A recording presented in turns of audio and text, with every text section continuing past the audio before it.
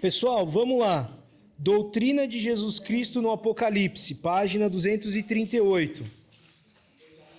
O livro inicia dizendo que é uma revelação de Jesus Cristo. Jesus Cristo é a pessoa e o tema central do livro. Ele é apresentado como Cordeiro de Deus, que cumpriu as profecias do Antigo Testamento. Ele notificou ao seu servo João as coisas que em breve devem acontecer e disse a ele: escreve, pois, as coisas que viste, as que são e as que hão de acontecer depois destas. Apocalipse 1:19. Em Apocalipse, Jesus é apresentado como Rei dos Reis, como o princípio, como o fim, como o herdeiro, aquele que abre o livro e rompe os 7 selos, aquele que vai herdar o reino das mãos do próprio Deus. Ele é apresentado como leão da tribo de Judá, como raiz de Davi, como a brilhante estrela da manhã. E todos esses termos são utilizados para Jesus no Apocalipse. Em Apocalipse, Jesus aparece como o Deus como Deus e como já glorificado, tá? Quando Jesus vai falar com João no Apocalipse, João já vê a figura de Cristo glorificado já na sua glória, e dizendo para João escrever as coisas que estavam acontecendo naquele momento, as que já tinham acontecido e as que iriam acontecer. E ali Jesus é apresentado com vários títulos divinos dentro do Apocalipse. Depois é interessante que vocês leiam, tá? A página 238 e 239, mas vamos seguir, senão a gente não vai conseguir cumprir o calendário. A gente tem aí alguns ensinos da parte de Jesus Cristo, isso é interessante que vocês leiam também. E aqui eu quero falar na parte do tópico 11, sobre fontes não cristãs que escreveram sobre Jesus.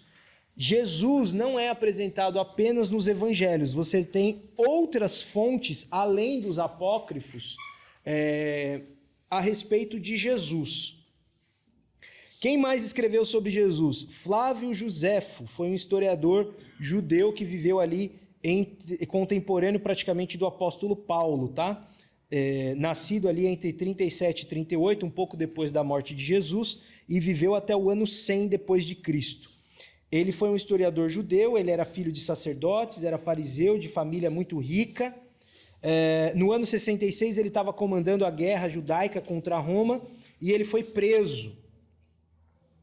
E tendo profetizado a ascensão de Vespasiano ao poder, quando isso realmente se concretizou, Vespasiano o libertou das cadeias. E ali ele se torna esse historiador. Ele não menciona Jesus em sua guerra judaica, mas o menciona por 2 vezes no livro Antiguidades Judaicas e da história ali do povo judeu. Joséfo descreve o julgamento e apedrejamento de Tiago e de outros por transgredirem a lei, de acordo com o Sinédrio, dirigido pelo sumo sacerdote no ano 62, e Joséfo apresenta Tiago como irmão de Jesus, que é chamado Cristo, identificando-o assim por meio de seu irmão mais conhecido. Esse Tiago que o Joséfo escreve não é o Tiago que morre em Atos dos Apóstolos. O Tiago que morre em Atos dos Apóstolos é o irmão de João, o filho de Zebedeu. O Tiago que o Joséfo escreve aqui é o Tiago que aparece em Atos 15, no concílio de Jerusalém, quando eles decidem se os gentios tinham que guardar a lei ou não. Aí vai falar que Pedro falou, Paulo falou e Tiago, tomando a palavra, falou. É esse Tiago aqui que era irmão de Jesus.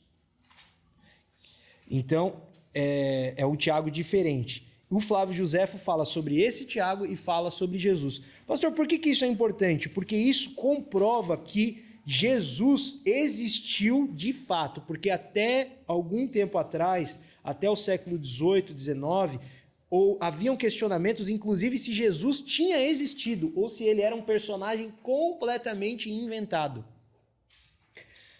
Além de nós termos tantas cópias do Novo Testamento, além de nós termos tantas mortes documentadas de cristãos, nós temos essas fontes não cristãs que escreveram sobre Jesus. Eles não reconheciam Jesus nem como Messias, nem como Deus, mas uma coisa eles fizeram de muito útil, que foi escrever que Jesus realmente existiu. Estes homens não tinham interesse nenhum, pelo contrário, o interesse deles era difamar a Jesus, mas o fato deles terem escrito sobre Jesus, isso corrobora o fato de que Jesus tenha existido. Isso é importante. É como se você tivesse alguém que não tem interesse nenhum escrevendo sobre aquilo, então isso quer dizer que aquilo realmente existiu. Essa pessoa não tinha um viés, não tinha um interesse em escrever sobre algo que não existiu. Então tem Flávio Joséfo, depois você tem aqui o Tácito, que também era um historiador romano, membro ali da aristocracia dos senadores. Ele ocupou cargos como de procônsul da Ásia, e ele escreve, olha só, entre os exemplos desse período está a execução cruel de cristãos. E aí ele vai dizer, ele vai relatar sobre Jesus em seus escritos. Olha o que ele escreveu aqui, Mas nem todo o socorro que uma pessoa poderia ter prestado, nem todas as recompensas que um príncipe poderia ter dado, nem todos os sacrifícios que puderam ser feitos aos deuses, permitiriam que Nero se visse livre da infâmia, da suspeita de ter ordenado o grande incêndio, o incêndio de Roma, de modo que, para acabar com os rumores, acusou falsamente as pessoas comumente chamadas de cristãs, que eram odiadas por suas atrocidades, e as puniu com as mais terríveis torturas. Christus, o que deu origem ao nome cristão, foi condenado à morte por Pôncio Pilatos durante o reinado de Tibério.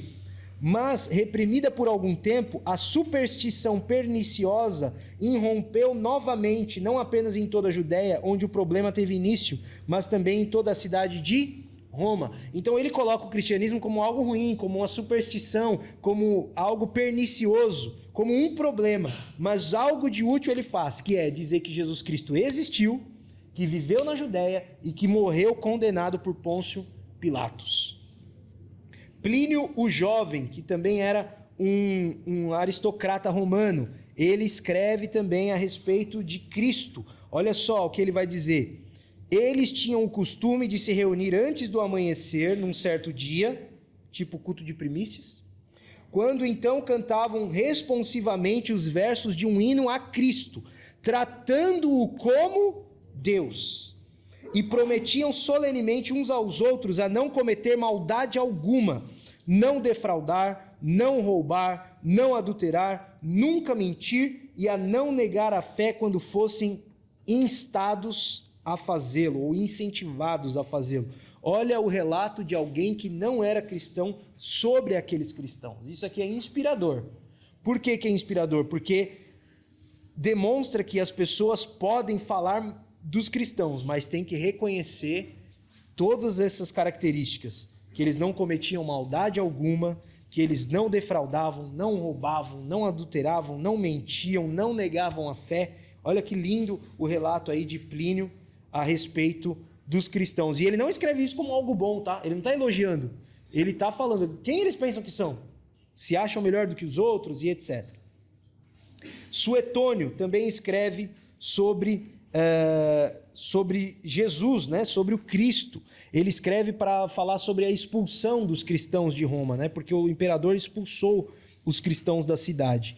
Depois você tem aqui um estoico sírio chamado Marabar Serapion, que ele escreveu também a respeito de Cristo. O Talmud são escritos judaicos. As obras talmúdicas mais valiosas com relação ao Jesus histórico são aquelas que foram compiladas entre 70 e 200 depois de Cristo, durante o denominado período Tanaíta. O texto mais significativo é o Tratado da Mishnah. Na véspera da Páscoa, eles penduraram Yeshua e antes disso, durante dias, o arauto proclamou que ele seria apedrejado por prática de magia e por enganar Israel e fazê-lo desviar-se. Quem quer que saiba algo em sua defesa, venha e interceda por ele. Mas ninguém veio em sua defesa, e eles o penduraram na véspera da Páscoa. Essa passagem confirma a crucificação à época do evento na véspera da Páscoa e a acusação de feitiçaria e apostasia. Isso aqui é um relato do Talmud judaico. Pastor, isso aqui é o quê? Isso são as acusações que o Sinédrio fez em relação a Jesus. E ali ninguém veio socorrê-lo. E é isso que os evangelhos falam, que realmente ninguém se predispôs a defender Jesus. Ninguém que Jesus tinha curado, ninguém que Jesus tinha libertado, ninguém levantou a mão para salvar Jesus e ele foi condenado. O que o Talmud não fala é o tanto de pessoas que após a ressurreição defenderam Jesus. Porque é como uma chave que vira, né? Até a morte de Jesus, ninguém defende. Os apóstolos correm, vão embora, eles se escondem, ninguém o defende, mas depois da ressurreição, você vê um novo Pedro, um novo João, um novo Tiago, você vê eles indo até a morte por Jesus Cristo. Isso demonstra que eles tiveram algum encontro milagroso que fez aqueles homens mudarem da água para o vinho. Alguma coisa aconteceu para que aqueles homens que tinham corrido agora estavam dispostos a ir até as últimas consequências por Jesus. Olha aí o item 11.8 para a gente encerrar esse tema. A avaliação histórica. As notícias sobre Jesus em autores judeus e pagãos mostram que na antiguidade a historicidade de Jesus era pressuposta. Os três autores, um aristocrata historiador judeu, um filósofo sírio e um romano e historiador de contextos distintos, utilizam informações sobre Jesus de maneira autônoma. Ou seja, o Plínio não falou de Jesus porque leu em Flávio Josefo. O Suetônio não falou de Jesus porque leu no escrito de Plínio. Eles escreveram de forma autônoma. Eles três escreveram por si. Todos sabem da execução de Jesus, ainda que de forma diferente. Tácito responsabiliza Pôncio Pilatos. O Marabaraí responsabiliza o povo judeu. E o Joséfo responsabiliza a aristocracia judaica e o governo romano. Os três sabem que Jesus foi condenado, que Jesus foi executado. Cada um deles vai focar e dizer que foi de uma forma diferente, mas todos eles concordam no mesmo sentido de que Jesus existiu, de que viveu na Judéia, de que foi condenado e de que morreu. Esses fatos estão ali bem documentados nesses documentos extra-bíblicos, ou seja, fora da Bíblia. Beleza? Pastor Fred, Diga. Rapidinho, o senhor falou que mais ou menos 110, 120 anos não se acreditava, né? Muitos estudos não acreditavam que Jesus realmente tenha existido, né? Esses documentos, esses livros não eram de conhecimento público? Eles foram sendo achados depois. São achados arqueológicos que foram sendo achados depois. E, além disso, muitos estudos foram feitos em cima do livro de Atos dos Apóstolos. Não se tinha nada a respeito de Pôncio Pilatos fora da Bíblia. Depois de muitos anos, isso estou falando de, sei lá, acho que 80 anos atrás, eles foram escavar Cesareia e encontraram uma placa escrito Pôncio Pilatos. Então, muito do que nós temos hoje foi sendo achado, foi sendo encontrado com arqueologia, e aí foi sendo descoberto documentos, foi sendo achado cópias mais antigas, porque muitos documentos você até tinha, mas eram cópias tardias. Então, a cópia mais antiga que você tinha, por exemplo, do Novo Testamento, até achar o manuscrito do Mar Morto, se eu não me engano, era do século VI. Então, ou seja, olha a diferença de tempo entre o período dos apóstolos e a cópia mais antiga que se tinha do Novo Testamento. Então, muita gente acusava, falando, foi adulterado, mudou, eles escreveram o que eles quiseram, porque está diferente, a igreja mudou a Bíblia, escreveu aí, tirou coisa, acrescentou coisa. Quando eles encontram, e aí estamos falando de, acho que o manuscrito do Mar Morto foi 1900 e alguma coisa, quando eles encontraram aqueles manuscritos paradinhos lá, quietinhos, sem ninguém mexer há 2000 anos, ali você tem a prova cabal de que a Bíblia não foi adulterada. Porque o mesmo manuscrito que se tinha do século V, século VI, era idêntico àquele que estava dentro dos vasos lá na caverna. Então, muita coisa foi sendo achada no decorrer do tempo. Pessoal, página 247, a gente tem aqui para encerrar, as heresias sobre a pessoa de Jesus Cristo. Então, eu vou falar rapidamente sobre elas, nesses minutos que nos restam, para a gente finalizar o assunto de cristologia. Mas é importante que vocês leiam isso em casa com bastante atenção, porque não dá tempo da gente passar ponto por ponto. Olha só, até o Concílio de Nicéia, que foi ali o período entre o ano 100 até 325 depois de Cristo, então nesse vácuo, depois que morre o último apóstolo, que é João, você tinha os pais da igreja, né, o período dos pais da igreja, que são os discípulos ali dos apóstolos, aquela primeira formação da igreja, falando e pensando e refletindo sobre o que a Bíblia apresentava a respeito de Jesus. Olha só, os pais da igreja do século 2, 3 e 4, alguns deles que foram bispos, como Irineu, Tertuliano, Orígenes, Atanásio e etc., eles foram os grandes defensores da fé cristã nesse período, marcado pela controvérsia sobre a divindade de Jesus. Olha as perguntas que surgiram. Se Jesus é Deus, como isso se relaciona com o monoteísmo do Antigo Testamento? Se Jesus é Deus, então você tem dois deuses, porque Jesus está aqui e o Deus Pai é outro, você tem dois deuses. Em que sentido Jesus é igual ao Pai?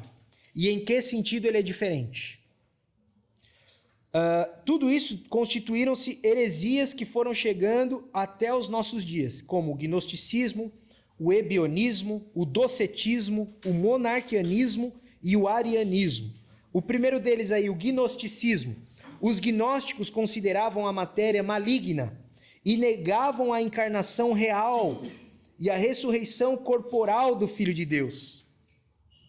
Seus ensinamentos sobre a criação, o Cristo e a salvação eram tão radicalmente contrários à pregação apostólica e ao ensino dos pais da igreja que as igrejas do Império Romano desenvolveram confissões da fé correta a serem professadas por todos os convertidos, que são chamados credos, né? Atualmente o gnosticismo ressurge sob o disfarce de cristianismo esotérico, como por exemplo a ciência cristã, que estabelece forte distinção entre Jesus e o Cristo, negando qualquer encarnação real, ímpar e ontológica de Deus no homem Jesus. O termo gnosticismo vem da opinião comum dos gnósticos acerca da fonte e norma máxima para a fé cristã, a gnose, que é traduzido aí do grego por sabedoria ou conhecimento superior. Os gnósticos diziam possuir capacidades e conhecimentos espirituais superiores que os cristãos não possuíam. Os gnósticos seguem líderes, divulgadores de conhecimento espiritual que transcendem o entendimento normal, geralmente considerado secreto. Nos primeiros séculos do cristianismo, esse conhecimento espiritual secreto estava relacionado com as ideias de que o Cristo é alguém diferente do homem Jesus, que o Cristo somente teria habitado em Jesus, mas nunca se identificou completamente com ele. E alma ou espírito humano é uma centelha apenas da plenitude divina, como dizem hoje os adeptos da nova era. Então o gnosticismo negava a encarnação de Jesus. Todo aquele que nega que Jesus Cristo veio em carne é considerado gnóstico e é considerado anticristo. O apóstolo João combateu o gnosticismo nas suas cartas e no seu evangelho. Olha a segunda heresia aí, o ebionismo. Os ebionistas surgiram no começo do segundo século. Seu nome é derivado do termo grego ebionaioi. Tem seu correspondente no idioma hebraico como ebionim, que significa os pobres. Os ebionitas eram judeus crentes que não deixavam os preceitos judaicos e também aceitavam Jesus apenas como um homem. Essa seita tinha um ensino exagerado sobre pobreza. Rejeitava os escritos do apóstolo Paulo porque nas suas epístolas ele reconhecia os gentios convertidos como cristãos. O maior ataque ao cristianismo primitivo estava relacionado à interpretação que tinham a respeito da divindade de Jesus e de seu nascimento virginal. Para eles, Jesus foi um simples homem, filho de José, filho de Maria, que observou a lei de forma especial, sendo assim escolhido por Deus para ser o Messias. Em seu batismo, com a descida do Espírito Santo, Jesus teria sido capacitado para ser o Messias. E assim, logicamente, Jesus não era eterno, logo não era Deus. Essencialmente, esta era também a posição dos monarquianistas dinâmicos, sendo Paulo de Samosata seu principal representante, que faziam distinção entre Jesus e o Logos. Isso a gente vai ver daqui a pouco ali na outra página. Eles sacrificavam a divindade pela defesa da humanidade de Cristo. Nenhum concílio condenou oficialmente o ebionismo, mas Tertuliano, Irineu, Eusébio e Orígenes foram opositores de grande peso. Então o ebionismo aí, irmãos, só para vocês entenderem, eram esses judeus que diziam que Jesus não passava de alguém muito especial, que não pecou, que observou a lei de forma diferente, de forma única, e que o Espírito Santo desceu sobre ele e ali ele foi capacitado para ser o Messias. Mas de forma nenhuma ele era Deus, de forma nenhuma ele era eterno, ele era apenas filho de José e Maria. E aí o ebionismo aí também tem um ensino exagerado sobre pobreza, sobre rejeitar aí prosperidade e a vida terrena. É quase parecido com os franciscanos, né? Os franciscanos, eles são uma seita do cristianismo, ali do catolicismo. Eles não são considerados seitas, né? Eles são uma ordem, eles são chamados de ordem, a ordem franciscana. E eles rejeitam ali as riquezas, eles são mais simples, né? E dizem ser seguidores de São Francisco de Assis. Os ebionistas eram judeus que rejeitavam Jesus como Deus. Olha aí a próxima, o docetismo. O docetismo ele tem uma grande ligação com o gnosticismo. Para quem o mundo material era mau e corrompido. O termo deriva de uma palavra grega chamada doxio, que significa parecer. Os dócetas defendiam que o corpo de Jesus Cristo era uma ilusão e sua crucificação teria sido apenas aparente. Então, o docetismo, ele vai no oposto. Ele não diz que havia um espírito que vinha e habitava no corpo de Jesus. Eles diziam que Jesus parecia que tinha um corpo, mas não tinha. Ele, na verdade, era um espírito, um aeon, né? Ele era um espírito que não tinha matéria. Era uma ilusão. Então, Jesus é como se fosse um espírito ali em forma humana, que parecia ter um corpo, mas de fato não tinha. Mas eu nunca vi. Na Bíblia você não tem nada que corrobore isso. Pelo contrário, espírito não sangra, espírito não morre, espírito não tem como, né? Então Jesus de fato tinha um corpo. Isso foi aí condenado, o docetismo foi condenado. O monarquianismo, ele se divide em dois, entre monarquianismo dinâmico e o modalista. Olha só o dinâmico. Ele foi uma tentativa de resguardar a unicidade de Deus. Olha aí, eles diziam o seguinte, eles negavam que Jesus Cristo é Deus. Eles diziam apenas que Jesus era um mero homem. Eles não negavam o nascimento virginal, mas esse nascimento não tornava Jesus divino. Ele continuava sendo um simples homem, apesar de ser justo. O Teodoto, aí, que foi o grande defensor disso, ele separou a vida de Jesus em tempos. Ou seja, até o seu batismo, Jesus viveu como todo homem vive, com a diferença de ser virtuoso. No batismo, o Espírito, ou o Cristo, como se fosse uma certa entidade, desceu sobre o Jesus, e a partir daquele momento que Jesus passou a operar milagres, sem, contudo, tornar-se divino. Essa ideia recebeu o nome de dinamismo. Jesus, então, era um profeta, não era Deus, e era um profeta com unção divina, assim como Elias, Eliseu e os outros profetas. Somente após a ressurreição, Jesus Cristo uniu-se a Deus. Teodoto, para fazer apologia à unicidade do Pai, precisou de um bom argumento, e para isso teve de pelo menos negar a deidade de Jesus, igualando-se então aos ebionitas. Para proteger, entre aspas, a unicidade de Deus, o que o monarquismo dinâmico faz? O monarquianismo dinâmico faz. Ele retira a deidade de Jesus e diz que Jesus era um homem, que Deus habitou nele para fazer o que tinha que fazer e depois ele se une ao Pai apenas após a morte. Isso é uma heresia, tá? O monarquianismo modalista, olha só a diferença. Eles negavam a humanidade de Cristo como os gnósticos. Eles viam nele apenas um modo ou a manifestação do Deus único, em quem não reconheciam nenhuma distinção de pessoas. Qualquer sugestão de que a palavra ou o filho era outro que não o pai, ou então uma pessoa distinta dele, parecia levar inexoravelmente à blasfêmia de dois deuses. Essa é uma outra forma ali, né? Então, olha só. Primeiro teólogo a declarar formalmente a posição monárquica foi Noeto de Esmirna, que nos últimos anos do segundo século foi 2 vezes convocado pelos presbíteros daquela cidade a fim de prestar esclarecimentos. O cerne da pregação de Noeto era a enérgica afirmação de que havia apenas um Deus, o Pai. No Ocidente, os seus discípulos ficaram conhecidos como patripassionistas, isto é, a ideia de que foi o Pai quem sofreu e vivenciou as outras experiências humanas de Cristo.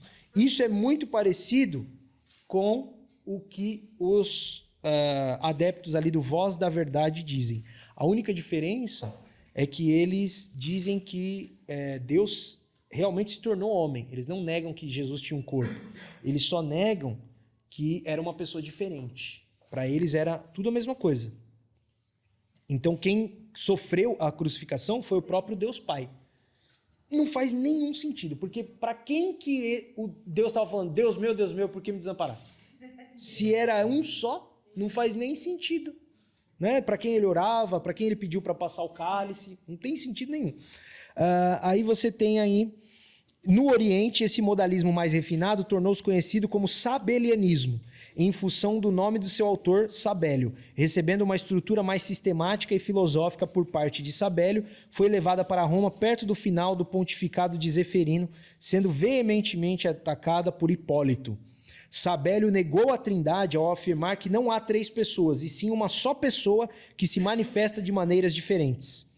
Ele empregou a analogia do Sol, um objeto único que irradia tanto calor quanto luz.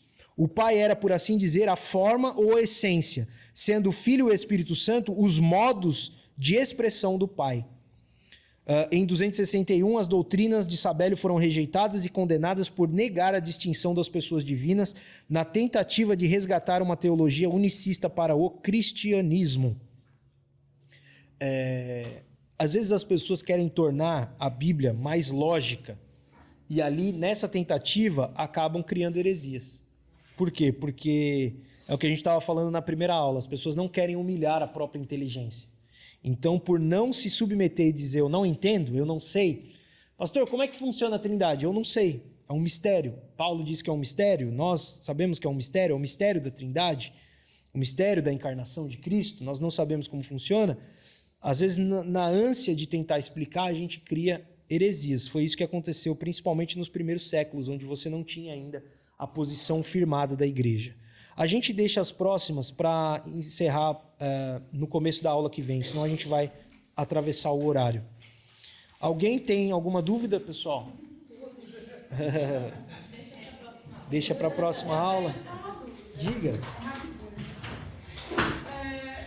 É uma dúvida mais de por que sempre que aparece citado a referência de Jesus ou Deus, o E de ele ou dele sempre está em maiúsculo.